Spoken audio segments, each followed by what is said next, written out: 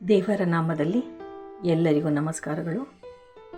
ತಾವೆಲ್ಲರೂ ದೇವರ ದಯೆಯಿಂದ ಸಂತೋಷವಾಗಿದ್ದೀರೆಂದು ಭಾವಿಸುತ್ತೇನೆ. ಇತ್ತ ದೇವರ ಕೃಪೆಯಿಂದ ಎಲ್ಲವೂ ಸುಗಮವಾಗಿ ನಡೆದಿದೆ. ಮಿತ್ರರೇ, ಇಂದಿನ ಸತ್ಯವೇದದ ಸಂಹಿತೆ ಕೀರ್ತನೆ 25:7.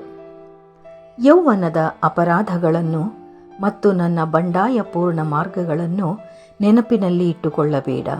ನಿನ್ನ ಪ್ರೀತಿಯ ಪ್ರಕಾರ ನನ್ನನ್ನು ನೆನಪಿಸಿಕೊ, ಏಕೆಂದರೆ ನೀನು ಪ್ರಭು ಒಳ್ಳೆಯವನು. ಹಾಗೆ ಈ ಒಂದು ವಚನವನ್ನು ಕುರಿತು ನಾವು ಚರ್ಚಿಸುವುದಾದರೆ, ನಮ್ಮ ಜೀವನದಲ್ಲಿ ನಾವು ಮಾಡಿರುವ ತಪ್ಪುಗಳು, ಯೌವನದಲ್ಲಿ ನಡೆಸಿದ ಅಯೋಗ್ಯ ನಡೆಗಳು ಕೆಲವೊಮ್ಮೆ ನಮ್ಮ ಹೃದಯವನ್ನು ಬಿಗಿದುಕೊಳ್ಳುತ್ತವೆ. ನಾವು ಇವುಗಳ ಬಗ್ಗೆ ಯೋಚಿಸುವಾಗ ದೌರ್ಜನ್ಯ, ನಿರಾಶೆ, ಅಪರಾಧದ ಭಾವನೆ ನಮ್ಮನ್ನು ಆವರಿಸಬಹುದು. ಇಂತಹ ಸಮಯದಲ್ಲಿ ದಾವೀದನು ಈ ಶ್ಲೋಕದಲ್ಲಿ ದೇವರಿಗೆ ಸ್ತುತಿ ಮಾಡಿ ಹೇಳುತ್ತಾನೆ, ಯೌವನದ ಅಪರಾಧಗಳನ್ನು ನೆನಪಿನಲ್ಲಿ ಇಟ್ಟುಕೊಳ್ಳಬೇಡ, ನಿನ್ನ ಪ್ರೀತಿಯ ಪ್ರಕಾರ ನನ್ನನ್ನು ನೆನಪಿಸಿಕೊ.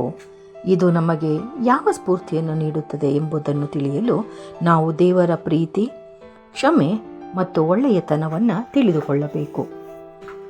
ಭೂತಕಾಲದ ತಪ್ಪುಗಳು ನಮ್ಮನ್ನು ನಿರ್ಧರಿಸಬಾರದು. ನಾವು ಮಾಡಿದ ತಪ್ಪುಗಳು ನಮಗೆ ಹತಾಶೆ ತರಬಹುದು. ಆದರೆ ದೇವರು ನಮ್ಮ ಭೂತಕಾಲದ ಅಪರಾಧಗಳನ್ನು ನೆನಪಿನಲ್ಲಿ ಇಟ್ಟುಕೊಳ್ಳುವುದಿಲ್ಲ, ಏಕೆಂದರೆ ದೇವರ ಕೃಪೆ ಅಗಾಧವಾದದ್ದು. ದೇವರಿಗೆ ಸ್ತುತಿಯನ್ನು ಸಲ್ಲಿಸೋಣ. ದೇವರ ಪ್ರೀತಿಯ ಶಕ್ತಿ. ದೇವರ ಪ್ರೀತಿ ಅಪಾರವಾದದ್ದು. ಅದು ನಮ್ಮ ತಪ್ಪುಗಳನ್ನು ಮುಚ್ಚಿ ನಮ್ಮನ್ನು ಹೊಸದಾಗಿ ಉಲ್ಲೇಖಿಸುತ್ತದೆ. ನಾವು ದೇವರ ಪ್ರೀತಿಯಲ್ಲಿ ನೆನೆಸಿಕೊಂಡಾಗ ಭೂತಕಾಲದ ಭಾರದಿಂದ ಮುಕ್ತರಾಗುತ್ತೇವೆ. Praise the Lord. ವೈಭವಪೂರ್ಣ ಭವಿಷ್ಯಕ್ಕಾಗಿ ಸುದೀಪ್ತಿ.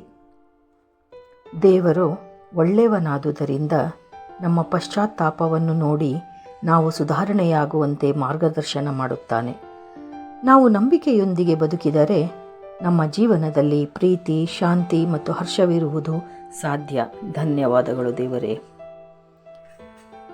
ಸಂಹಿತೆ 25:7 ನಮಗೆ ಹೀಗೆ ಹೇಳುತ್ತದೆ, ದೇವರು ನಮ್ಮ ಭೂತಕಾಲದ ತಪ್ಪುಗಳ ಮೇಲೆ ಗಟ್ಟಿಯಾಗಿ ಹಿಡಿದಿಡುವವನಲ್ಲ.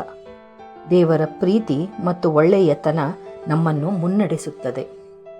ಬಹುಶಃ ಇದರ ಒಂದು ಅನುಭವವನ್ನು ನೀವು ಎಲ್ಲರೂ ಅನುಭವಿಸಬಹುದು ಅಲ್ವಾ ಮಿತ್ರರೇ? ನಾವಂತೂ ಬಹಳವಾಗಿ ಇದರ ಒಂದು ಅನುಭವವನ್ನು ಪಡೆದಿದ್ದೇವೆ. ನಮ್ಮ ಅಪರಾಧ, ನಮ್ಮ ತಪ್ಪುಗಳು ನಮ್ಮನ್ನು ನಿಲ್ಲಿಸಲು ಸಾಧ್ಯವಿಲ್ಲ. ನಾವು ದೇವರ ಕೈಯಲ್ಲಿ ಸುರಕ್ಷಿತರಾಗಿದ್ದೇವೆ. ಎಷ್ಟು ನಿಜ ಅಲ್ವಾ ಮಿತ್ರರೇ? ಹಾಗಾಗಿ ನಾವು ನಮ್ಮ ಯೌವನದ ಕಾಲದಲ್ಲಿ ಅಥವಾ ಭೂತಕಾಲದಲ್ಲಿ ತಿಳಿದೋ ತಿಳಿದೆಯೋ ಎಷ್ಟೋ ತಪ್ಪುಗಳನ್ನು ಮಾಡಿರ್ತೇವೆ. ಅಂದರೆ ಸಂದರ್ಭಕ್ಕೆ ಅನುಗುಣವಾಗಿ ಮಾಡಿರ್ತೇವೆ ನಾವು. ಆದರೆ ಅದನ್ನು ತಿಳಿದುಕೊಂಡು ನಾವು ಪಶ್ಚಾತ್ತಾಪಪಟ್ಟು ದೇವರಲ್ಲಿ ಪ್ರಾರ್ಥಿಸಿದಾಗ ಖಂಡಿತವಾಗಿಯೂ ದೇವರು ನಮಗೆ ಕ್ಷಮೆಯನ್ನು ನೀಡುವ ಮೂಲಕ ಶಾಂತಿಯನ್ನು ನೀಡುತ್ತಾನೆ. ಆದರೆ ನೀವು ಅದನ್ನು ಮನುಷ್ಯರ ಹತ್ರ ಹೋಗಿ ಹೇಳ್ಕೊಳ್ಳಿ, ಎಷ್ಟು ನಮ್ಮನ್ನು ಕೀಳಾಗಿ ನೋಡ್ತಾರೆ, ಎಷ್ಟು ಚುಚ್ಚು ಮಾತುಗಳನ್ನು ಆಡ್ತಾರೆ, ಸಮಯದ ಸಾಧಕರಂತೆ ವರ್ತಿಸುತ್ತಾರೆ ಅಲ್ವಾ? ಸೊ ಹಾಗಾಗಿ ನಾವು ಯಾವಾಗಲೂ ಬರೀ ನಮ್ಮ ಯೌವನದ ಅಪರಾಧ ಅಂತಲ್ಲ, ಭೂತಕಾಲದಲ್ಲಿ ಮಾಡಿದಂತಹ ನಿನ್ನೆ ಇರ್ಬೋದು, ಮೊನ್ನೆ ಇರ್ಬೋದು, ಅಥವಾ ಇವತ್ತು ಬೆಳಗ್ಗೆ ಇರ್ಬೋದು, ನಿನ್ನೆ ರಾತ್ರಿ ಇರ್ಬೋದು. ಸೊ ಹಾಗೆ ನಾವು ಮಾಡಿದಂತಹ ಭೂತಕಾಲದಲ್ಲಿ ಮಾಡಿದಂತಹ ಯಾವುದೇ ತಪ್ಪುಗಳಿದ್ದರೂ ಸಹ ಖಂಡಿತವಾಗಿಯೂ ನಾವು ಪಶ್ಚಾತ್ತಾಪಪಟ್ಟು ದೇವರಲ್ಲಿ ನಾವು ಕ್ಷಮೆ ಕೇಳಿದಾಗ, ಮಿತ್ರರೇ ಹೇಳುತ್ತೇನೆ ನಾನು, ದೇವರು ಖಂಡಿತವಾಗಿಯೂ ನಮಗೆ ಶಾಂತಿ ಪ್ರೀತಿಯನ್ನು ತೋರಿಸಿ ನಮ್ಮ ತಪ್ಪುಗಳನ್ನು ಮನ್ನಿಸುತ್ತಾರೆ.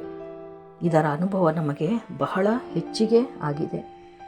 ನನ್ನೊಂದಿಗೆ ಪ್ರಾರ್ಥನೆಯಲ್ಲಿ ಕೈ ಜೋಡಿಸಿ. ಸ್ವರ್ಗೀಯ ಪ್ರಿಯ ತಂದೆಯೇ, ನನ್ನ ಯೌವನದ ತಪ್ಪುಗಳು ಮತ್ತು ಅಪರಾಧಗಳಿಗಾಗಿ ನಾನು ಕ್ಷಮೆ ಕೇಳುತ್ತೇನೆ. ನನ್ನ ಹೃದಯವನ್ನು ಶುದ್ಧಗೊಳಿಸು. ನನ್ನನ್ನು ನಿನ್ನ ಪ್ರೀತಿಯ ಪ್ರಕಾರ ನೆನೆಸಿಕೊಂಡು ನನ್ನ ಜೀವನವನ್ನು ನಿನ್ನ ಒಳ್ಳೆಯತನಕ್ಕೆ ಅನುಗುಣವಾಗಿ ಮಾರ್ಗದರ್ಶಿಸು. ನನ್ನ ಮೇಲೆ ಕರುಣೆ ಮಾಡಿ ನನ್ನ ಹೃದಯವನ್ನು ಹೊಸದಾಗಿ ಉಲ್ಲೇಖಿಸು. ನಿನ್ನ ಪ್ರೀತಿಯ ಶಕ್ತಿಯಿಂದ ನನ್ನ ಜೀವನವನ್ನು ಬದಲಿಸು. ನನ್ನ ಈ ಪ್ರಾರ್ಥನೆ ವಿಜ್ಞಾಪನೆಗಳನ್ನು ನನ್ನ ಒಬ್ಬರೇ ಒಡೆಯರು, ರಕ್ಷಕರು, ಕರ್ತರು, ದೇವರು, ತಂದೆಯೂ ಆದ ಪ್ರಿಯ ಯೇಸು ಕ್ರಿಸ್ತರ ಮೂಲಕ ಬೇಡಿಕೊಳ್ಳುತ್ತೇನೆ. ಆಮೇನ್. ಆಮೇನ್.